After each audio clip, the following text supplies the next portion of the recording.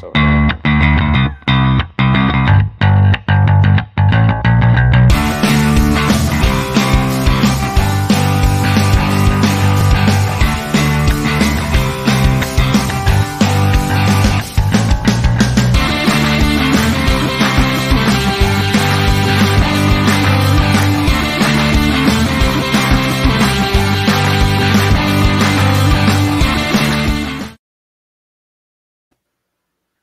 What is going on, baseball fans? We are back.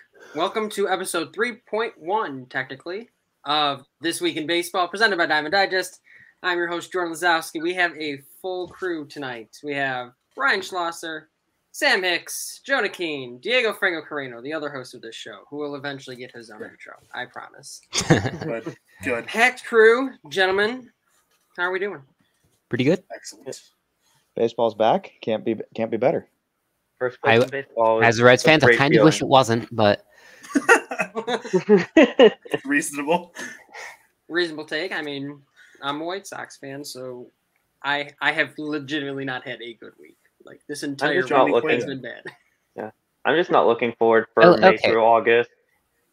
You guys have April's our 6 good bump. wins. 6 wins. Double. Let's double what the Reds have. It is double what the Reds have. And we'll get to all this, too. So our plan for you today over the next hour, start with the standings, lead right into early reactions, overreactions. Just we've got a little over a week and a half of baseball to talk about, and obviously we've learned everything we need to know for the rest of the season, and we're going to tell you all about it. Clearly, yeah. We'll talk a little bit about the Reds, Clayton Kershaw, offense being dead. And at the time we're recording this, Kyle Schwarber just did something incredible, and we're going to have to touch on that as well. So, jam-packed hour for you. Thanks for tuning in. Let's get started with the standings. The season ended today. Here is who would be leading each division. At 8-8, the Minnesota Twins would be winning the AL Central. At 10-6, the Toronto Blue Jays and New York Yankees are tied for first place in the AL East. And also at 10-6, the Seattle Mariners leading the AL West. In the National League, New York Mets, 12-5. They lead the NL East. The St. Louis Cardinals, 9-5. And the Milwaukee Brewers, 10-6, are tied for the NL Central lead. At the time of this recording, I know there's the Sunday Night Baseball game going on, so keep that in mind. And in the NL West, no shocker here, the Los Angeles Dodgers, 11-4. They lead the NL West. All right, I'm just going to open up the floor. We've got overreactions, early overreactions.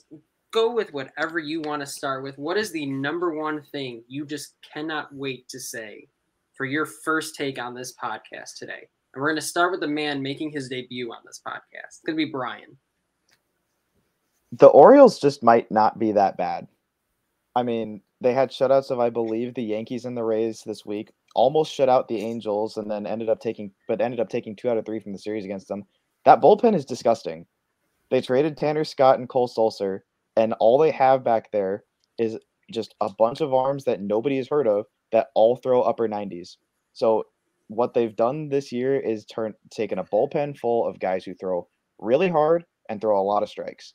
So even though that starting rotation is kind of suspect and the offense hasn't been the strong point of the Orioles like we thought it was going to be entering the year because nobody had heard of anybody on the pitching staff, their bullpen might just be good. The Baltimore Orioles being the first talking point is not what I expected. But also at the same time, you look at a team like that, they've eventually got to be good, right? Like, it's kind of the whole point of the rebuild. I also just watched a ton of guys come out of the bullpen that I had very scarcely heard of before, all throw 97 to 99 against the Angels for the past 3 games. So I just got a firsthand experience of what that bullpen can do. And the first team, and it wasn't the Tampa Bay Rays. It wasn't the Tampa Bay Rays. You would imagine if you just listened to the pitches hit the glove, you would think it was the Tampa Bay Rays.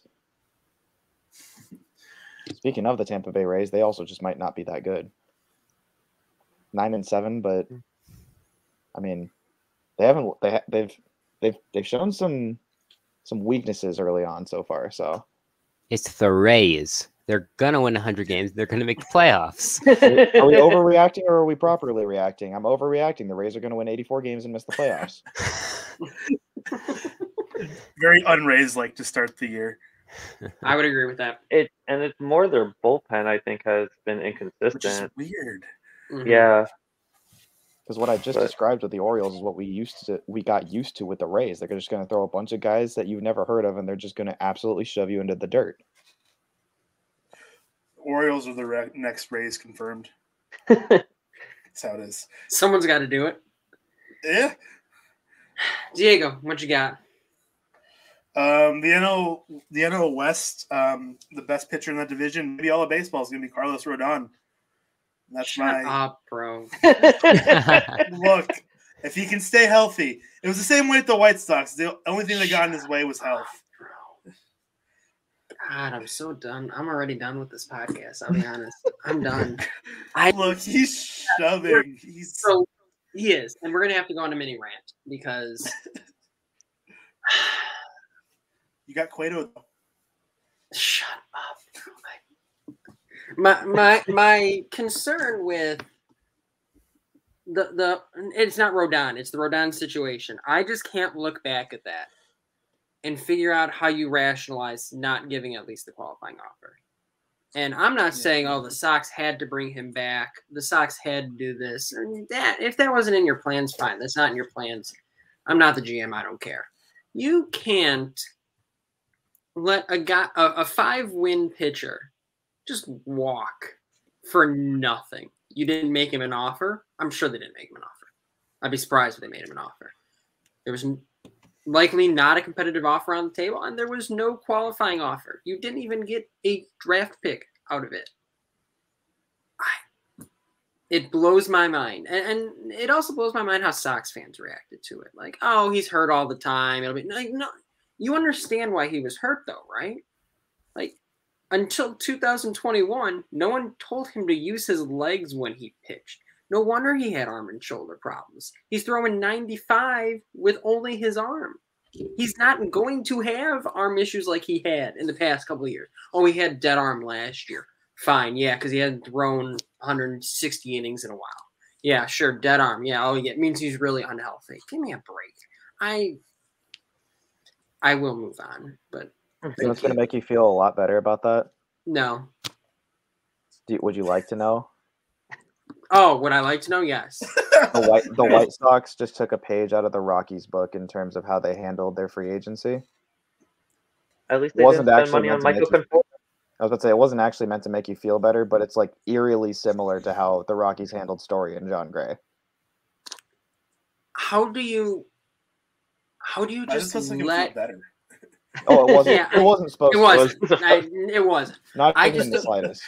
I don't know how you let a free agent just like that walk. I was gonna say, because it's like, obviously the Sox have some dudes in their rotation, but like for the Angels, Carlos Rodon is a guy that I coveted very, very highly in the offseason because I thought that he would be able to put up 2021 Robbie Ray type performances without the actual asking price of the 2021 Cy Young winner, because he had those issues at the end of the year. But there's a pretty reasonable expectation that, it wasn't any significant structural things, obviously. So you have an expectation that he might be able to build off that, have a higher workload.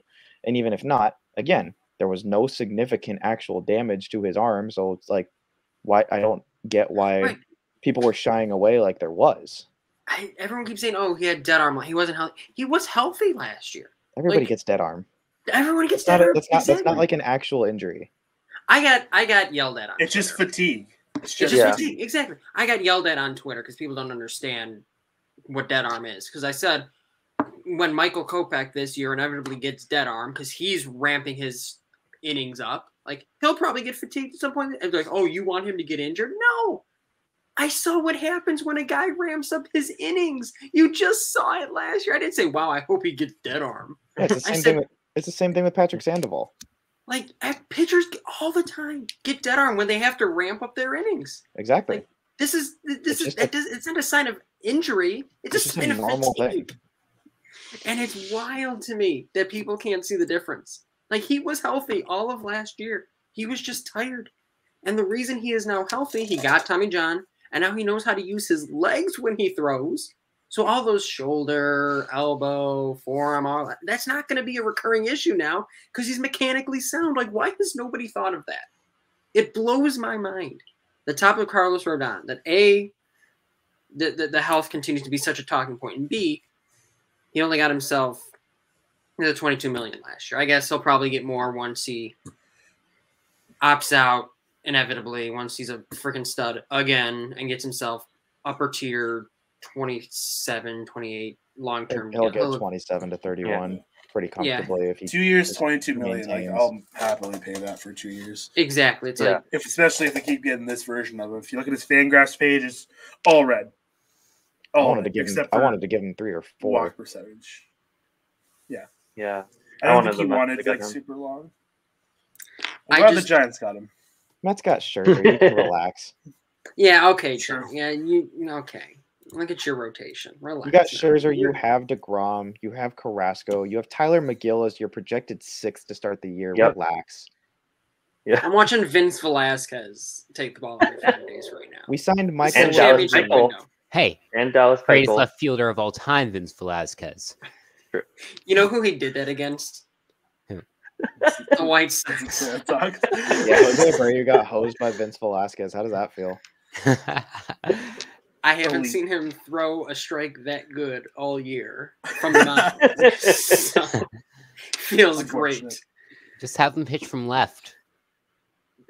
They should honestly try that with the state of this team right now. I can't keep talking. Oh, you're 6-8. Jonah, take the wheel.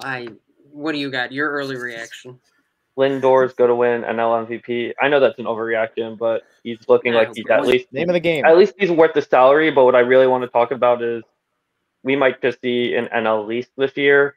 A lot of teams are struggling early. The Marlins are second in the division, and I think they'll be sneaky good. Speaking of teams that could be like the Rays, but they're 7-8. Like, they have the young pitching to maybe carry them, but the rest of the division is struggling. I know the Braves are missing Acuna. They've already had some health issues.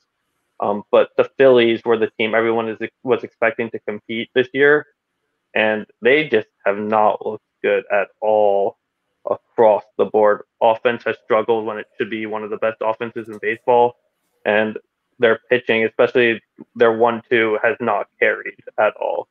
So I think we might see a race for the bottom after the Mets this year. I know the Braves will do what they did last year, but I'm not going to think about it. I know they'll lose in April and May and then win like 70 games over the next 3 months. It seems to be an NL East thing. Yeah. Yeah. I never bought into the Phillies. Maybe that's my hot take. Not really. It's more so my reaction. I didn't buy into the Phillies as much as some people did. But people had them projected to win the division this year. The idea that you can just bash your way, to a division title and a World Series championship is not how the game is played right now. It's there's no bullpen. The rotation is iffy. It's solid when you got Nolan Wheeler. You're certainly in a solid. Wheeler's been getting lit up. And yeah, I mean, you figure he's probably. Nola did look good tonight, though. Yeah, Nola looked good. Wheeler will probably turn it back around. It's like I don't bashing your way to a championship. I don't think that's worked for anybody really recently. On like a lesser scale, but what the Texas Rangers did this offseason, bringing in Simeon and Seager when they had such glaring holes all across their pitching staff, and all they filled them with was John Gray. No disrespect to John Gray, obviously, but he's not the type of pitcher who can carry a staff full of 5 ERA guys. So then when the offense is going to predictably struggle when you bring in guys into a big pitcher's park like the new Rangers Stadium is, I wouldn't say a big pitcher's park, but you know what I mean, like the contrast between old Ranger Stadium to the new one. Like, it is more pitcher friendly now than it was. So you bring in all these offensive pieces, and Simeon's off to a bad start. I honestly don't know how Corey Seager's been. I think he's been okay outside of the intentional walk with the bases loaded. Don't even get me started on that.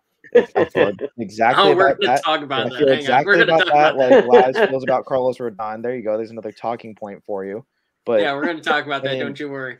I mean, you have all these holes in your roster. Like, you didn't even win 70 games last year, but then all you do is spend $500 million on Corey Seager and Marcus Semien. They're great players. They're not going to be enough to pull you out of the hole. And people think that they could be a third-place team. They are comfortably fourth in the division still, even after adding Seager and Semien. All that they become is just a little bit more of a pest because they have those two.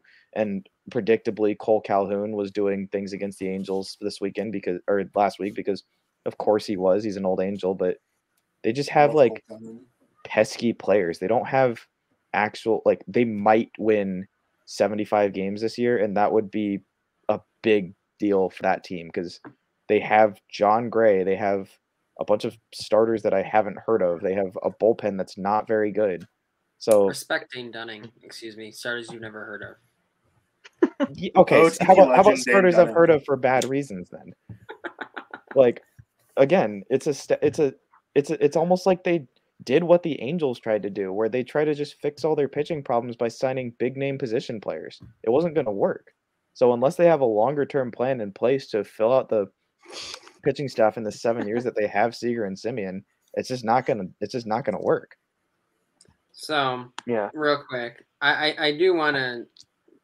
We do have to touch on this, and I want to do it sooner than later because I'm going to be crying by the end of this podcast. But the more I talk about the White Sox, so I've seen a lot of things. Tony La Russa has been the manager of my favorite team for a little over a year now. I've seen a lot of things, and I've disagreed with about every single thing I've seen him do.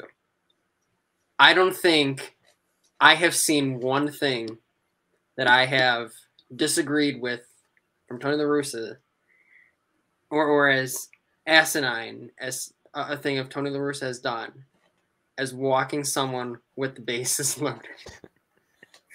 I don't think it has gotten that bad on the South Side. So Joe Madden having fun in Los Angeles, it just warmed my heart. Just a little. Lori Garcia exists. Yeah, like he's not like you can almost justify walking Barry Bonds or prime Josh Hamilton with the bases loaded.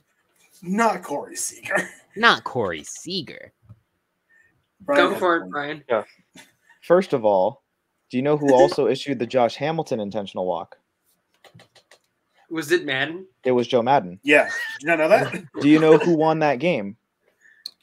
Oh, so you're gonna spin zone it and tell me. You're gonna spin zone it and tell me because you won the game. And do you know? Teams are 8-0 when they intentionally walk a player with the bases loaded. And that 8-0 record includes the Angels. Because the Angels won that game. I have nothing to say about anything. The Angels won the game. I think terrible managing makes players play better. Nah. That's why the Giants are so good. The White Sox are 6-9, buddy. I don't know about that. The White Sox are 6-9 because they don't intentionally walk hitters. Exactly. That's true. You intentionally walk players with the bases loaded every game, you're gonna win. Listen, analytics. Joe Madden intentionally walks Corey Seager with the bases loaded. He gave up 2 more runs after that, and then the Angels put up a 5 spot. He did something right. We won 4 in a row after that. You know what? That is an A+ spin zone. I'm gonna leave it at that. That was A+. Hey, that was just the all-time play by Madden because he knows the stats. He knows his analytics. Teams issuing intentional walks with the bases loaded historically are 7-0. It's a 100%er. Yeah, it doesn't He's matter. an analytical mind, Jordan. Doesn't matter how many runs you give up if you win the game. First named you. I've never called you Jordan in 4 years. Yeah, that didn't feel I didn't like that. That's never happening again. I had to look around the screen and be like, Who? That's never happening again. I'll give you the A+ for the spin zone. And I do want to get to Sam here because I want to get your early reaction to something. What? The Cincinnati Reds have 6 starters on pace for a Mathis. Is that a qualified season under 200 or qualified season below 60 OPS plus 200 plate appearances? Oh my god! Mike Moustakas and Aristides Aquino have negative OPS pluses. We call that Olier Garcia. I love that. Their best player by our WAR is a reliever. Good. Is it Santillan? No, it's Alexis Diaz, Nice. who, in all fairness, has Have I stopped paying attention to baseball that much? No, I have not heard of him until he started pitching. Since he's down bad. The moral of the story. Okay, gotta fix this. Moral of the story. Just trade everyone else. Who do you have left to trade? Beat them Miracle Mets. Not the Miracle Mets. Beat those 62 Mets. Win less than 40 games. Trade Votto. Trade Tyler Stevenson. I just searched Alexis Diaz on Google. The baseball player is like the 4th entry that comes up. Do they still have Castillo? Oh, I think they do. Well, He's hurt, right? He's got a shoulder thing. He's out till like June. I wanted the Angels to trade for him pretty badly until I realized that would have been asking them to trade for another pitcher with a messed up shoulder. You know, really good recipe for success. How many of those do you need? All of them, apparently. More. The answer is more. It's called death. Shout out Sean Burnett, the last reliever that I was really excited to sign. We signed for 2 years, and I think he threw an inning and 2/3 with us before he had massive shoulder surgery and missed all of the next 2 years. Aaron Loop is literally the first reliever that the Angels signed to a multi-year deal since Sean Burnett didn't throw a pitch for us. Hey, that's more innings than Jed Lowry played for the Mets. Shout out Jed Lowry. Shout out Jed Lowry, indeed. Sam, I did also want to, as we kind of talk about the Reds and wrap up some of these early reactions, because I don't think I should give one about the White Sox. I've decided I'm going to pass on an early reaction for the White Sox because I'm sad. I want to talk about, as we kind of talk about the Reds and the sorry state of the Cincinnati Reds, and I am no one to make fun of a team right now. Trust me. I only make fun of Brian. That being said, the Reds owner made some comments. It was actually his son Phil. Oh, the son Phil of the owner. Phil made some comments. I mean, you've seen it as a Reds fan. I think we've all kind of seen it, you know. And I want to tie in the Oakland A's to this a little bit too. The paper bags over the heads, kind of boycotting in small ways. The A's haven't had more than a couple grand at their games recently. Reds owner comes out and essentially says, "Where are you going to go?" And I guess, how would you, as a fan of a team that has somebody related to ownership, say that? How do you react to that as a fan? You see, my thought process is there is no way in hell that Major League Baseball lets baseball leave Cincinnati. Oldest franchise. Does not happen. So even if Castellini's like, we're going to move the team, even if he does move the team, it's going to be a Cleveland Browns situation. Expansion franchise, same name and everything is going right back there.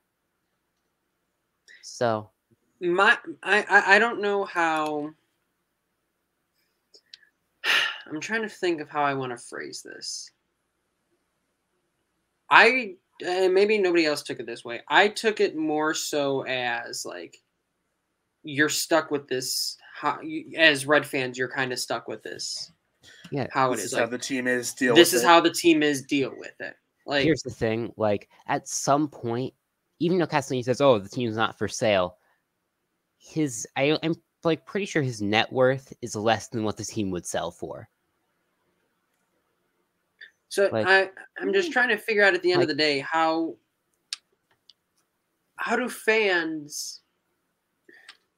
I don't want to say how do fans still show up to the ballpark, because I know I would still show up to the ballpark as a White Sox fan. Faith support that. Yeah, how do you in good faith support it? Oh, I am not going to give a dime to the Reds this season. But how far can you? I'm trying to think how I want to phrase this. Like, you're seeing it with the A's right now. We're only a couple grand are going to those games. Is it a strong enough of a comment to really get fans to rise up to that level? I haven't seen Reds attendance numbers, and I don't know what they'll be. And I'm sure it's still April, and I'm sure that plays a part, given it's the Midwest and the weather and stuff like that. come summer in Cincinnati, when that's supposed to be a great time to be at the ballpark, how can you as fans continue to have that same sort of mentality you got, where it's like, oh, I'm not giving a dime to anybody here?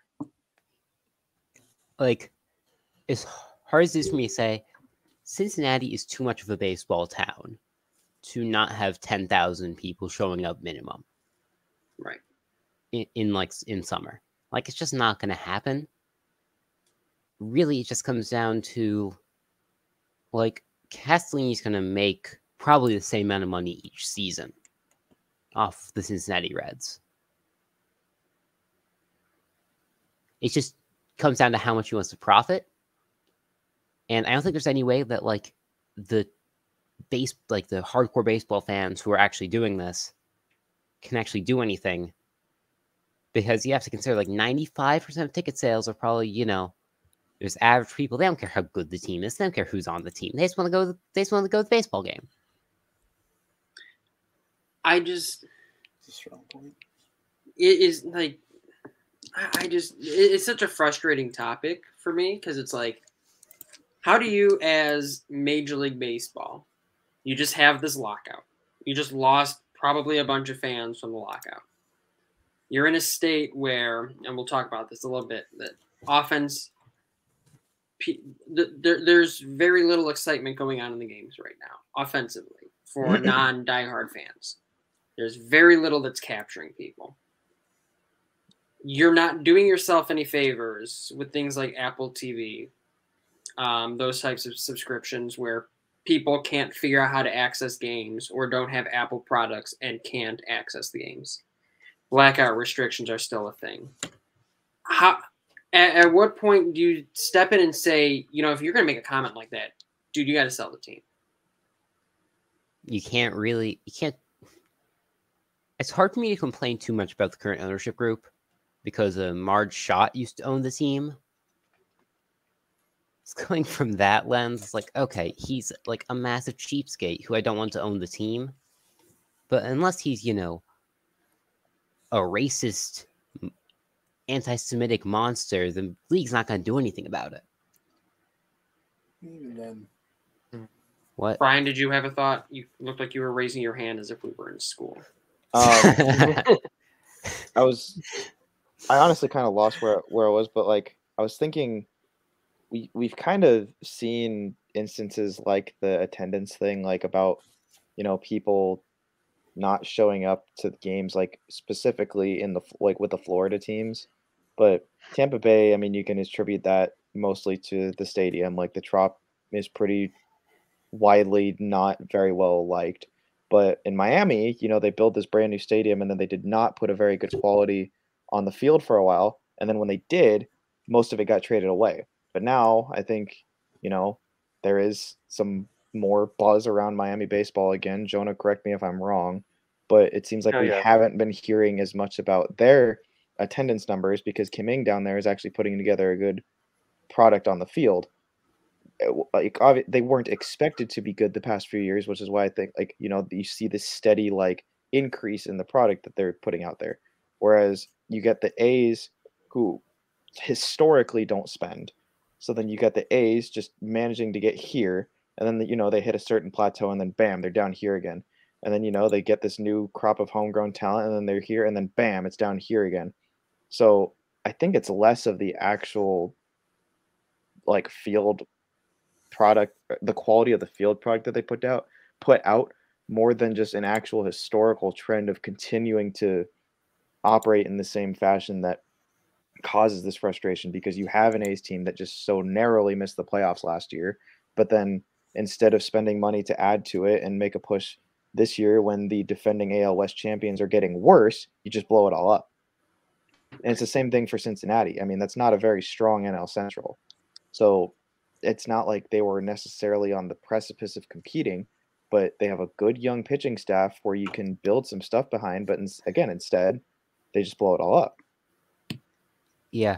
The thing with the Reds rotation is, had they not traded away Sonny Gray, that's 5 potential all-stars on the same staff. You got like Gray, Maley, Castillo, Lodolo, and Green. All of them could feasibly be very Yeah. good at the It's a good same pitching time. staff. And then you trade Gray for a guy who's not going to be in the big leagues until like 2026.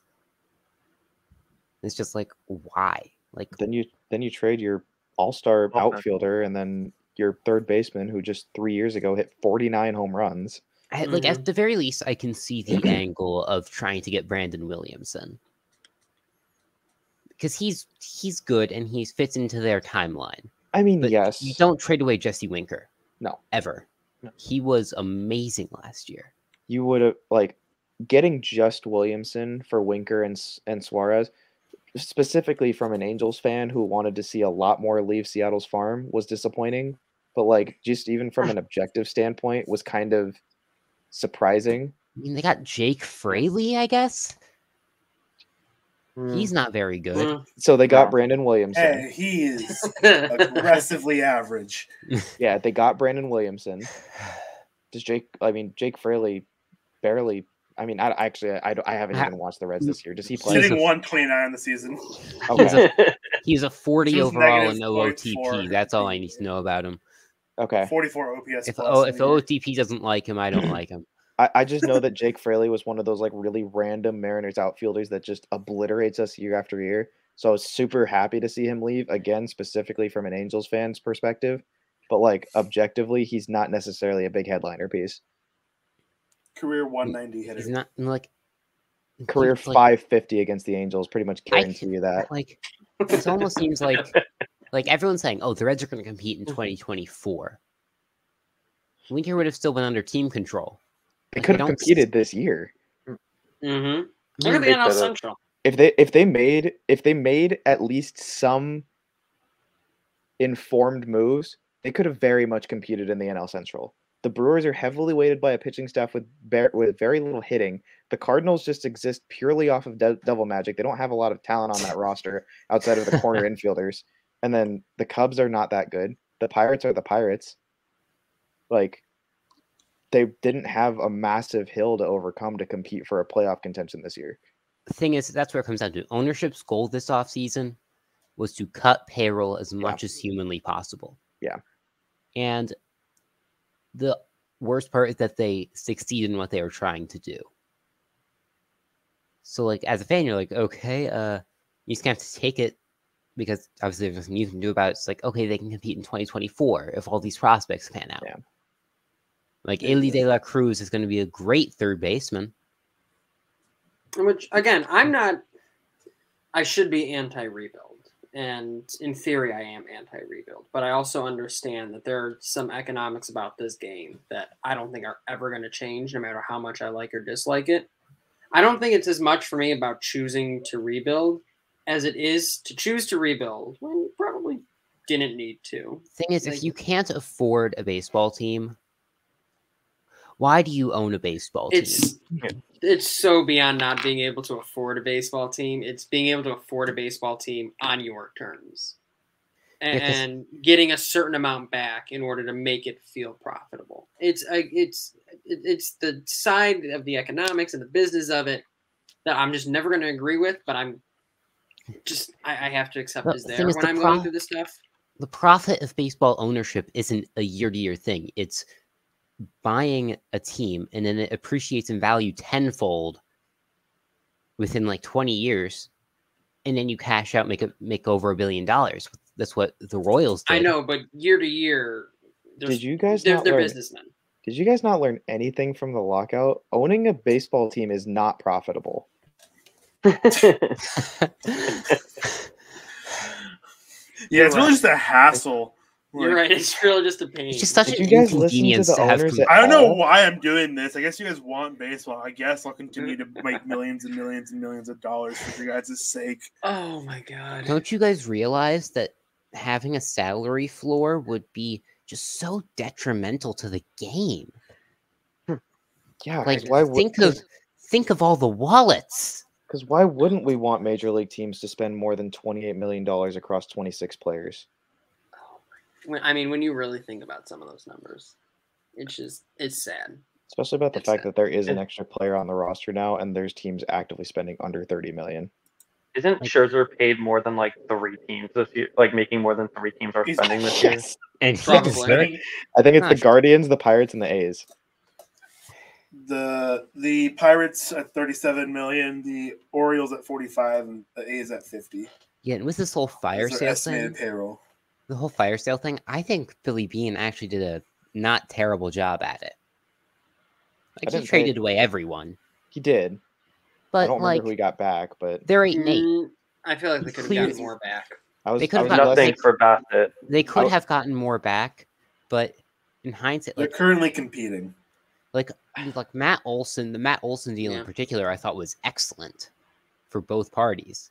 I mean, yeah, Yeah, getting that Pa- was- getting Pache was. Like Christian Pache is like is probably the best defensive outfielder in baseball. One of the, I guess. See, the thing that didn't make sense about the A's selling though, is that if you're gonna sell, why last year do you trade Jesus Luzardo for half a season of Starling Marte? I know. And Yeah, then in the that's a great offseason point. decide to trade everybody away. It's It's just just- it's just like the Chris Archer trade with the Pirates again, but like not as bad. But Like- exactly, it doesn't match up with historical precedent. No, it doesn't. You that's exactly the kind of player that the A's typically covet. A young, very, very projectable left-handed starting pitcher with 6 years of control, and they trade that away for half a year of an outfielder who was incredibly good for them. Like, obviously was very, very good for them. But Honestly, I Unless think they just decided that was the last hurrah and we're gonna blow it up after this. And that mean, score was which- incredible. Like yeah, Olsen, Canna, Chapman. Oh, then they that's had incredible. Mania. They had Bassett. like they kind of like. I mean, Montes. there's an Yeah. expectation that all those guys are going to leave. Canna was a free agent, and then you're talking during the season while they're actively in playoff contention. It's like, well, where's Matt Olson going to go this offseason? Where's Matt Chapman going to go this offseason? where's Billy in the Bean middle gonna of go this offseason? Yeah, He should go somewhere else because I don't know how he can possibly stand to exist in Oakland for as long as he has. Agreed. The method of operation there, as like a baseball person, would drive me insane. Of like, Oh, yeah. oh hey, we got this really good player. You better have him out in 4 years. Also, You I better would get like- good value when you trade him. they have gotten good value, but like I think their best player by no way to run a Arbor right team. now is Paul Blackburn, Yes, Yeah, he's been great. and he's been fantastic. I mean Frankie Montas, Who? or Exactly. Blackburn. And Dalton Paul Black- Jeffries has also been amazing. Paul Blackburn has I just don't know, I existed in the do know league that. for If you're the Athletics and long. you can pull amazing performances out of thin air, like why think not trade that's guys what in your they- last year of team control if you're under heavy pressure? No, that's what they always do. They're just a lesser version of the Rays when it's like, oh yeah, I love this trade for the Rays. Who'd they give up? Who'd they get? It's just a lesser version Yeah. of that. It's a lot of Agreed. like lesser profile trades with like it's basically, the A's just give up super big name guys because they're just incredible at drafting and developing. And they turn guys into something like Olsen, Chapman, Donaldson, and then they get just whatever back, but then they always end up being good.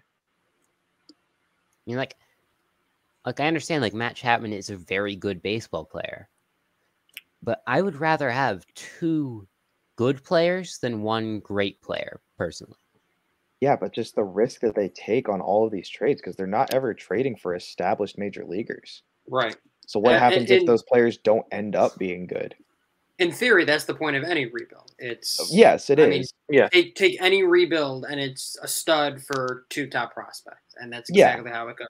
So you're assuming that risk every time. Yes, in theory, I'd rather have a stud pitcher and a stud outfielder instead of 1 or 2 future studs in that sense versus 1 current stud. Like, yeah, I get the theory behind it. You're absolutely right. You just better hope it works. And to the credit of teams like the Rays and the A's, like it consistently works. For the Reds in this scenario, do we have enough historical precedence to say, yeah, this is a team that can Oh, do the that? Reds are one of the worst teams at trading and drafting at the same time. Like the only way they It's tough. get good players is like through either international free agent signings or losing so much they can't mess up a draft pick. I thought they were going to mess up And Hunter just Green for a sheer little while. luck. And then it all comes back, and then to tie it full circle, it comes back, and the owner's son says something along the lines of, "Where else are you gonna go?" Basically, I can't get behind that. Basically, every player worth anything on the Reds was a top 50 pick. You can't develop a single late rounder. It's very concerning. And again, it just comes back to, if you're not good in these areas, in my opinion, you should just not, in any scenario, but especially one like this, where you should not come out and be like, "What else? Where else are you going to go?" It just shows complacency. You're It's stuck with us. It's complacency. Oh, That's exactly what it is. Yeah, it's like, yeah, we're bad. So what? It's like you don't have suck it up and enjoy our baseball. You can't just be suck it up when the Bengals just went to the Super Bowl. It's just disrespectful. Honestly, yeah. No, at some point, obviously you're going to go through bad stretches, but it's not like, hey, suck it up, we're bad. Pretend like you have some vision somewhere. It's the Royals, when they were going through their full rebuild before they won that World Series, you almost had me say the Royals winning the Super Bowl because you mentioned the Bengals. But when the Royals won their World Series, there was a very, very clear vision that was set in place by ownership. They pretty much outlined, we're gonna be bad. Here's what we're doing. We're gonna be bad for a little bit, but just hang with us. And then people hung with them, and it worked. But the Reds have just done things. They've shown no vision with their moves. They haven't shown any vision from ownership comments, as evidenced by our current talking point. Okay, so I would like to digress, and you have to deal with it. I wanna point out the fact that I don't think any of this is Nick Krall's fault. No, I don't either. Ownership is obviously terrible, but I think Nick Krall gets a set budget every year that varies by $20 million. I'm an Angels fan. I understand not blaming the GM. So I'm a White Sox fan. When you go into 2020 and you just sign Castellanos, Moustakas, thinking, "Oh, I'm going to have this money for multiple years." Just kidding. And then ownership's like, "Here's a $30 million pay cut. Make it work." You ever wonder what it feels like to have, as a GM, to start a rebuild, get everybody on board, make some decent moves, be ready to take your team over the hump with just your choice for a manager, and have your legs pulled out from underneath you by your owner? Nick Krall and David Bell are going to be fired as scapegoats when they've done pretty much nothing wrong.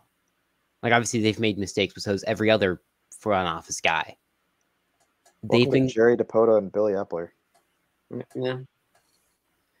Someone always ends up taking the fall, and it always ends up not being the one to make comments like, "Where else are you gonna go?" That's what it comes down to at the end of the day. And it's a tough question to be like, "Oh yeah, just don't go to games." We love baseball. I want to go to baseball games. I don't think if Jay Reinsdorf said that I would stop going to White Sox games. He's still alive. I love going to White Sox games. I love going to baseball games. I would probably still go. You can't fault the fans who don't go. And at the same time, it's going to take something big like that. Yeah. And I give A's fans credit for not showing up. And I give Reds fans credit for putting the paper bags on their heads and gaining attention for it, and then getting told to take them off. Remember message. Remember on the Sunday Night Baseball thing earlier, remember they were like, "Oh my God, the Reds have this beautiful stadium right in the heart of downtown." It almost works against them because it makes it so much easier when to go to a game. So if you live in that population center, you got an afternoon, you live in walking distance. Mm-hmm. Heck, just show up to a baseball game. Right. But whereas if team's bad, you can get outfield bleacher seats for $6. Why not? If you're if you're a Tampa Bay native who's all right, so you gotta get out of work early, and we gotta drive 45 minutes, hope there's no traffic, and we might make it by the 4th inning. That's what you have to do in Tampa. That's why no one shows up. It is legitimately sad sometimes, and I don't know much. I don't know the ins and outs of other sports as much as I know baseball. I legitimately wonder if other sports fans have these sorts of conversations on their podcasts where it's like, I you're get just it. ripping into location issues. You're ripping into owners just saying, where else are you going to go? Other sports don't have 162. No. True. That's a good point. Like, that is a very good point. In football, it's any given season. I mean, the majority of baseball games I've been to have been with like under 5,000-6,000 people in the stadium for very cheap tickets, both in Marlins New Park and Old Park. Granted, I grew up a Mets fan, and I was going for the sake of going to a baseball game because that was the closest stadium to me. But a lot of those games, the ballpark was empty, which meant I could sit anywhere for the price of an outfield ticket. Yep. Yeah, and like honestly, if you're like Miami did everything right with that, they just didn't have a good enough team. Yeah, but they also should not have blown up the team. It's like everyone's like, oh, we need to Sternberg's like, oh, we need to relocate the Rays, relocate them to freaking Tampa Bay. Yeah, true. Like the Marlins, what they did would be as if they would is almost as they blow up this year would be the same thing as what they did if they blow up after this year, because I do think they're on the verge and they have the stars to do it with Jazz and the pitching. Yeah, and I would not be entirely surprised if they blew it up again. The Rays? The Marlins. Oh, yeah. The Rays should move to Orlando because it's growing a lot more. If they want to keep the stadium in Florida. I wanted the Angels to trade for Pablo Lopez. Also, speaking of the Rays, I really like the Emmanuel Margot signing, or however they got him. They traded for him. I feel like he's been there. They traded for him from San Diego for I feel like I remember him being in San Diego, but that's probably just because I don't know what happened. I like him there. He's a fantastic outfielder, and I think that's kind of exposing the latest market inefficiency. I think this pod has just been us bashing on like 3 teams. Sneaky good outfield signings. Tommy Pham. I do like that signing for the Reds. He is on pace to Mathis. Oh my god. He's terrible. Anyway. Yeah, I was going to say, to Diego's point, this has just been a podcast where we are just dogging on teams. I mean, we've got Mets and Giants, so you guys are in a good mood. Angels, Reds, White Sox. Hey, I'm feeling fine. Second place, 9-7. Angels are looking better than I thought they'd be. What is this? Football 9-7? What is this? Football 3-13? Hey, the Bengals went 2-14 2 years. Hey, there's another week. Guess who I'm a fan of, Sam? The Rams. How'd the Super Bowl go? Anyway. Diego's a better host than I am tonight. The Super Bowl. I do want to talk about. I do want to talk about. Line.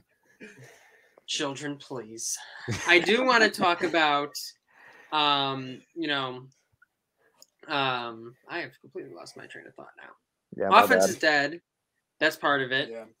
Going along with that, we saw a perfect game.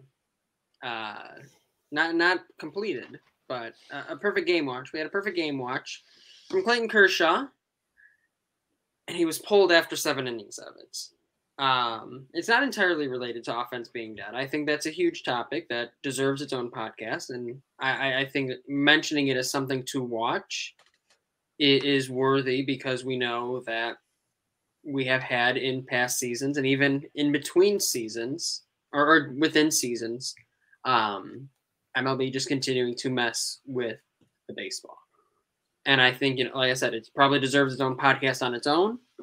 And it's something we're going to monitor over the course of the season. I think fans should too, is what is going on with the baseballs in terms of how it relates to the offense. If they're now deadening the baseball, trying to get rid of the 3 true outcome mentality, you're trying to change the entire game of baseball again. But it's a story for another day. But related to it is the perfect game bid by Clayton Kershaw that was heavily divisive, as I'll put it, and was cut short. Exactly. After 7 innings and 80 pitches, Dave Roberts and Clayton Kershaw both citing it being early in the season as one of the main drivers, along with the shortened spring training, as to why 80 pitches was sort of the max there. I want to get everyone's opinion on this because I think it's an interesting topic, and fans have been heated to whatever and everywhere in between on that. I'll start with Brian. I had very strong opinions of it when it happened, but then ultimately I became very at peace with it because Clayton Kershaw was actively involved in the decision to come out. If that had been a 100% Dave Roberts decision, I would have still been kind of mad about it. But the fact that Kershaw seemed pretty at peace with it being a thing that was going to happen, even though he was 7 perfect, I don't care. It's his game. Like, we can be mad about him not getting his game all at once, but it's still his. And the fact of the matter is, it probably was the right call. His fastball was sitting in the 80s in his last inning. Like, he was like touching 90 in his last inning of work in that game. So there was something to the fact that he hadn't been built up yet. So again, specifically the fact that he was fine with it, I'm fine with it. Sam, your thoughts? I'm gonna have to disagree. I mean, I understand like the concerns about Kershaw's arm, but there hasn't been a perfect game in 10 years. Let Clayton Kershaw throw 65-mile-an-hour curveballs and 80-mile-an-hour fastballs. Like, don't think they should have taken him out until he allowed a base runner. There hasn't been a perfect game in 10 years, but there hasn't been a pitcher like Kershaw in about 20, if not longer. And I would much rather like to see the career of Clayton Kershaw be extended as far as possible than see a one-off perfect game. Jonah? I'm on the exact same page as Brian. I was first very mad, but hearing Kershaw's statements, as much as I would have loved to have seen it and maybe a bit biased towards that, ultimately hearing Kershaw's statements, I do want to just say 2 things. One, we had 7-inning no-hitters last year. Can we just award him the perfect game? And 2, just blame the owners, because I feel like he would have been let to go at least to 100 if he had a full spring. Diego, where are you going to fall? Are you going to split it or what's going on? I mean, I think I'm somewhere in the middle of everybody. To Brian's point, at first I was also very why Dave Roberts, you're garbage. Why would you do this to Kershaw? This is the one thing he has left in his career to really accomplish. And then after the game, he's like, yeah, I wasn't feeling it. It was the right decision. I'm like, okay. And ultimately, like Brian said, it was his game. But I would like to see Kershaw's career extended. As much as I hate the Dodgers and everything, it's probably going to be a career Dodger and all that because that's how it is with Kershaw. I do enjoy watching Kershaw pitch as long as it's not against the Giants, but he's a generational pitcher, probably the best in the last 20 years, like Brian had said. So I would much rather get another 2 years of Kershaw if he pitches the way he's been pitching than a perfect game and have it essentially ruin the end of his career. So I don't know, but also 7-inning notable achievement from last year. Let's give Kershaw one. Why not? I'm gonna ride on the same train as Kershaw having an opinion on it, kind of, and it's the end of the story right there. Everyone can complain all they want. Pissed. Yeah, since Kershaw says something, people are okay with I mean, that's a veteran who has a say in something like that. He chose. He probably didn't want to, but he was like, "I see the bigger picture," and for him, another ring was more important than the perfect game, and I get that. Especially He might for throw. a guy He might who's throw. Yeah. struggled with injuries as much as he has the past few years. I will say, if he gets injured badly now, everyone's gonna be like, "Damn it, wish he had it." Well, let's remember here that Dave Roberts is not the reason that Kershaw doesn't have a perfect game. Hanley Ramirez is the reason that Clayton Kershaw does not have a perfect game. He's right. Yeah. There's always a spin zone with you. Marlins Second worst legends. defensive shortstop in history is the reason. But Dave Roberts is the reason Rich Hill doesn't have a perfect game.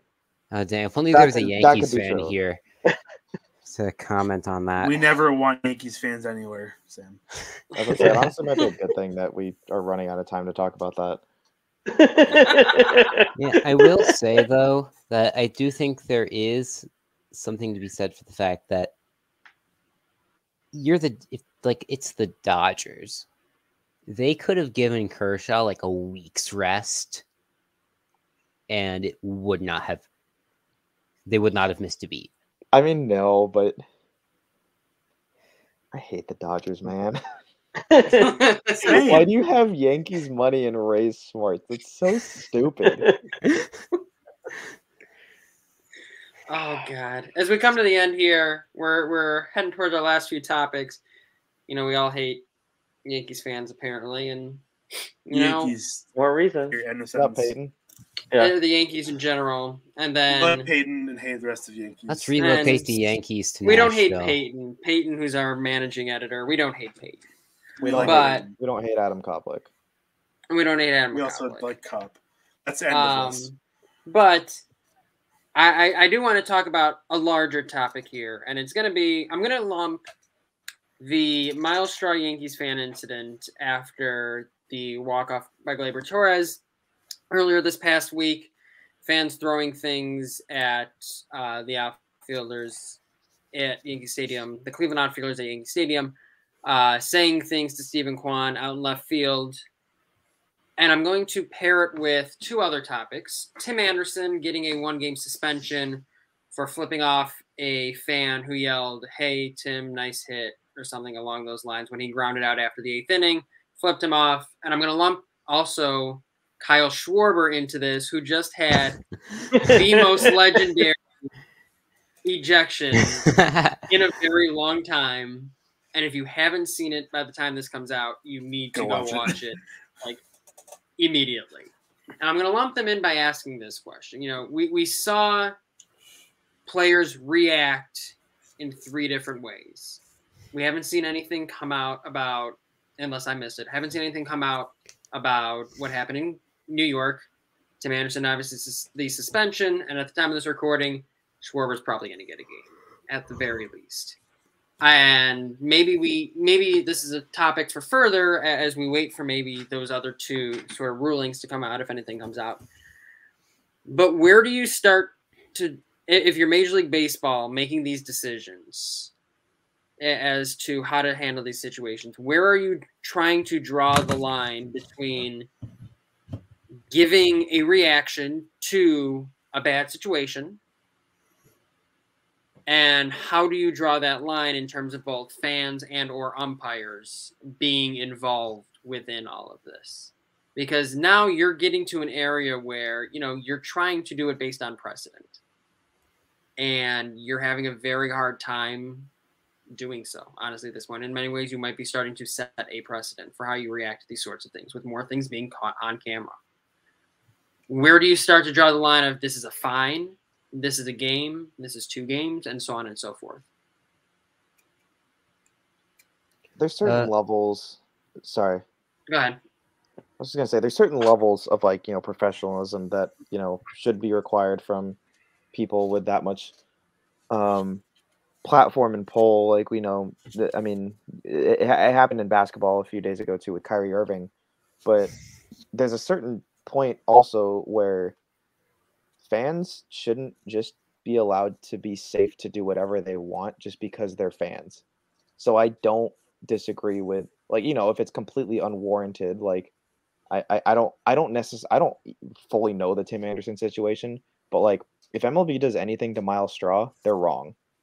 Like, they're just entirely wrong in that scenario. If MLB does anything to any member of the Guardians, they're wrong. The Tim Anderson one, I don't know. I don't think that. I mean, if all Tim Anderson did was flip somebody off, I don't even think that's that bad particularly. Obviously, you want like you know, healthy engagement with your fans or whatever. That can be healthy engagement depending on what it is. If it's like it doesn't have to be malicious, you know. I mean, tell me that you guys haven't flipped somebody off just Laz, an hour ago before we started. Before we even started. When you saw me for the first time in like months, it doesn't have to be malicious. Like that can be friendly engagement on its own. And obviously it's not like the professional type that you want, but I mean, you can lob a fine there, like there's a certain point where you don't necessarily have to suspend somebody for that, like on the Tim Anderson standpoint of like, just $30,000 fine or something. I don't know how much fines are, man. That's just so much money. But if it becomes like a repeated thing, and then then you start to there's some animosity, then you can take more administrative action against it. Like I'm sure there will be against Schwarber, and like I can understand it because it's just like umpires are technically the authority figures at baseball games, and you show one up like that, there's probably some repercussions that have to go into that outside of a fine. So Schwarber probably will get suspended for a game. I would be shocked if he didn't get at least one game for that. He didn't bump him or anything, but an outburst like that, I mean, but for as things like as it was, yeah, it was Angel Hernandez, to be fair. Yes. Yeah. But there's different tiers of that. Miles Straw, if you punish him, you're wrong. Anderson, I would probably levy more of a fine than an actual suspension on that because like it's unprofessional, but I don't think it's particularly bad. I don't know. Again, I don't know the situation, but I don't think that has to be considered a malicious act per se. And then Kyle Schwarber, I think is kind of on a different realm than those two, but his is more just kind of funny than anything. But like to me, Schwarber's is like the most clear. You probably need to suspend this guy. Yeah. I would almost say like it's 2022. It'd be very like when someone is like being legitimately like terrible from the stands. I think you should be able to suspend a fan. Like that, you should be allowed to do. Like I know baseball has done that. They should do that more often. It just becomes harder to enforce at a point because like the players are going to show up every day. Ideally, you set a precedent that hey, don't do this. You don't get to come back. And ultimately, it's not going to be one fan because I think Brian, correct me if I'm wrong. Like Torrey Hunter used to always talk about how he would be called slurs like all the time. So it is definitely it's more of a fan problem, and I might end up writing an article about this. It's more of a fan problem, and how do the players? They should be able to be professional, but like people are going to get mad because like these players aren't being professional and doing things that maybe are exposing children, and because they have a bigger stage, they're the ones being shown. But like you're also exposing children to this. Like at the end of the day, I'm sure Miles Straw, like what they were saying to Stephen Kwan was probably, if I had to guess, a bit racist. I don't think they've said anything what has been said by the Yankees fans. Straw just defended his teammate. I think players should be allowed to defend their teammate. I think players should be able to react or at least be like, cut that out. I am happy to see, like, I was happy to see what, as much as I hate to say this, Judge and Stanton be like, yo, you can't do this. That was a bigger thing for me in the whole situation because I honestly did not expect that. Usually you just have like the security guards be like, okay, come on, game's over. So that's my takeaway from that situation. I actually have not been paying attention to Tim Anderson at all this year. So I couldn't tell you about that. I can't really talk to that. I don't care. So, but Schwarber should not be suspended. He will be, but he shouldn't be. Also, that was an appropriate reaation, in my opinion. I feel like people forget that Schwarber should be suspended, but like in the other cases, like I don't think these are like 20-somethings whose only job has ever been being a baseball player for the most part. Yeah. Like I don't think we should be expecting like the utmost emotional maturity out of them. Yeah. First of all, and frankly, I don't think that like they're not like creating like these situations. They're reacting to situations. Yeah. And that should not be punished by anything more than a fine. Yeah. I just think it's hard because it's going to keep happening and there's no real way to control it, but without controlling it, it's just going to get worse. Like, this is going to happen, not necessarily throwing things on the field, but just like cursing out players. And honestly, I love going to games and like having some banter with the players, being that annoying fan in the crowd, but like not to the point of like cursing at players or being racist or anything, just making fun of them for striking out or something. So your ex-woba is lower than your actual woba. Well, usually we're making fun of their names. Their names, I'm their gonna say height. that next time we go to the game. It's phenomenal. Oh my god! At the end of the day, these players are people. That's I think that's what's so lost on everybody. These players are people too. With the Yankee situation, it's the fans creating a hostile environment. Like, what are you gonna do? Just sit there and take it because you're a baseball player? No, you're a human. There's nothing wrong with being like, hey, stop doing like treat each other, treat each other as human beings first, and that's really, I think it's that simple. With especially with the Guardians situation with Tim Anderson, it's not at least from what I know, not a hostile thing, not creating a malicious environment or anything. I think it's probably okay. But Schwarber thing, it seemed kind of like a hostile reaction. Granted, as justified it may or may not have been. Schwarber's going to be going down as a legend for this because Angel Hernandez is a terrible umpire. The way you fix that is to get Angel Hernandez out of baseball.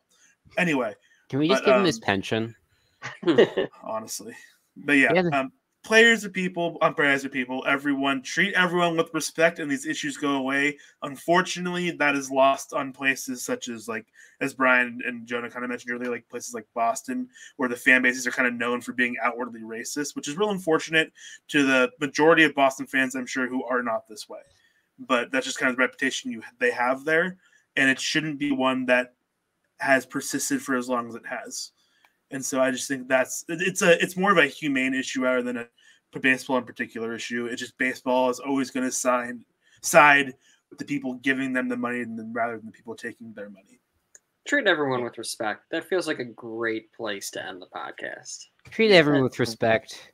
Make fun of people's ex-woba and woba discrepancies. Yeah, just make fun of that instead.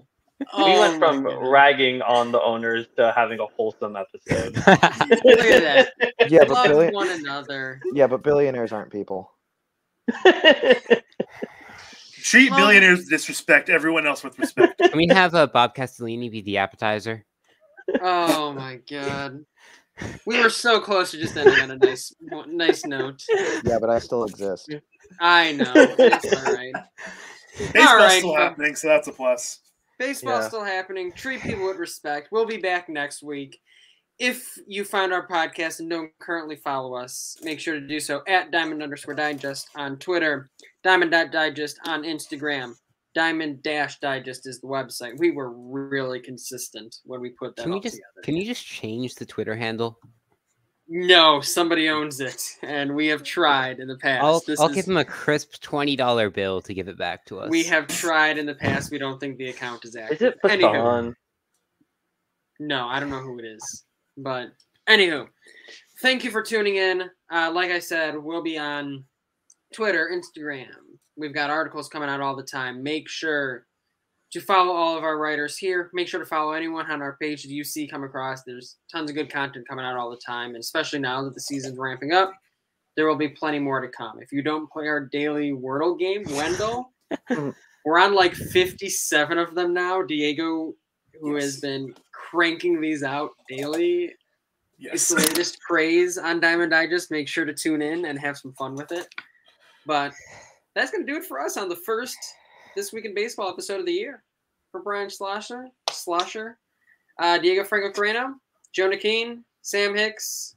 Gentlemen, thanks for tuning in. This is Jordan Lazowski signing off. Take care, everyone.